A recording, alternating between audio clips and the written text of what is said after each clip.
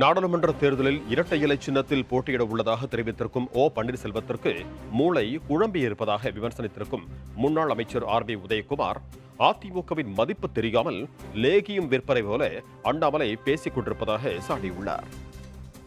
அவர் ஏதோ வானத்திலிருந்து நேரம் இன்னும் ஒரு கவுன்சிலர் கூட அவர் ஜெயிக்காத அனுபவம் அவருக்கு இல்லை. ஒரு கவுன்சிலர் கூட இன்னும் ஜெயிக்கல. என்னை நீங்க சொன்ன உடனே என்னை வைவார் அவரு. அதை பத்தி எங்களுக்கு கவலை இல்லை. தேர்தல் நின்று வெற்றி பெற்றாதானே அந்த பக்குவம் வரும். இன்னும் அவருக்கு அந்த பக்குவமே இல்லையா?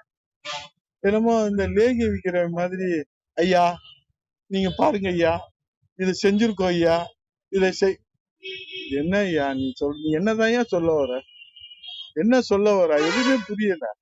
அண்ணா திராவிட முன்னேற்ற கழகத்தை அழிப்பதற்கு அண்ணாமலை இல்ல, அவங்க அப்பனே வந்தாலும் ஒண்ணும் செய்ய முடியாது. நாங்க ரத்தத்தை கொடுத்து உயிரை கொடுத்து வளர்க்கக்கூடியது. அவங்க அப்பன் வந்தாலும் அண்ணா திராவிட முன்னேற்ற கழகத்தை அழிக்க முடியாது. இது அண்ணாமலைக்கு மட்டும் இல்ல, அண்ணா திராவிட முன்னேற்ற கழகத்துல 2 கோடி தொண்டர்களோட எச்சரிக்கையா சொல்றோம்.